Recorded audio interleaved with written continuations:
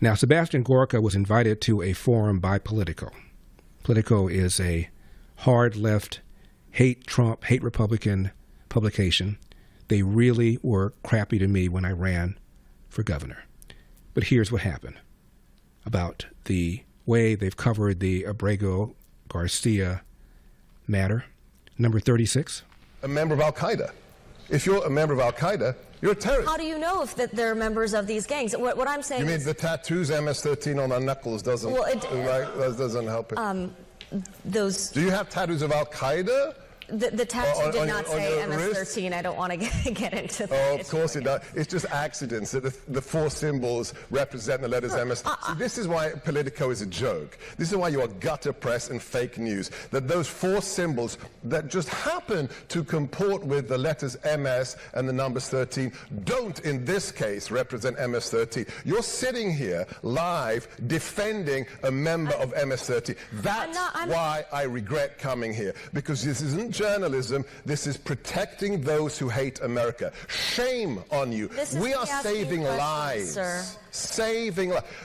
How about Maryland fathers compared to Maryland mothers? Like Rachel Marin, mother of 5, raped and murdered and thrown in a ditch. How about Jocelyn Nungare, age 12, raped a mile from her home and thrown in a ditch? It's strange that Politico doesn't do articles about her, that mother, or that 12-year-old girl. Why is that? Why is the MS-13 guy with the knuckle tattoos more important in terms of due process than the lives of 12-year-old girls brutally raped? It's weird that the priorities shift to defending the member of an FTO, but not the children and the women. Dan Crenshaw told me a story once of a 16-year-old girl who was smuggled across this border.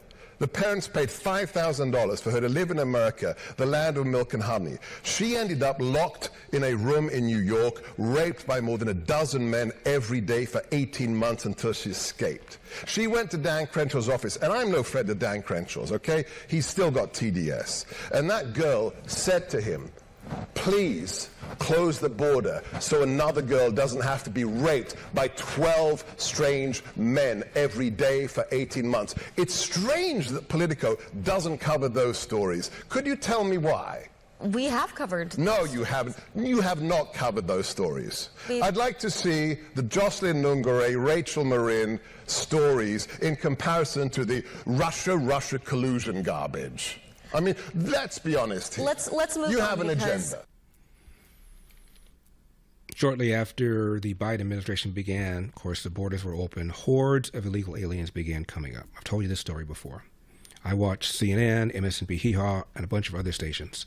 So I'm watching Fox News, and there's Bill Malugin on the border. He speaks fluent Spanish, talking to people coming up to the country, all of them saying when they will talk to him, they're doing it because of Biden, because there's been a change in administration.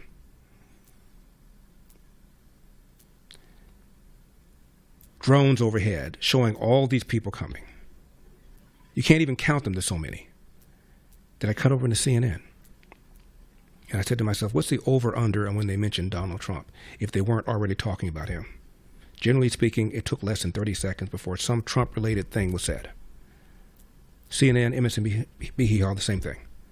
Back to Fox, next day, on the border, covering all of this. Back to CNN, back to MSNBC, nothing. This went on not for day after day, not week after week, but month after month. It wasn't until the governors of Texas and Florida put illegal aliens on buses and sent them up north to places like Chicago, New York, and Martha's Vineyard. Then and only then did the media begin covering this story. For full shows, live and on demand, it's Salem News Channel.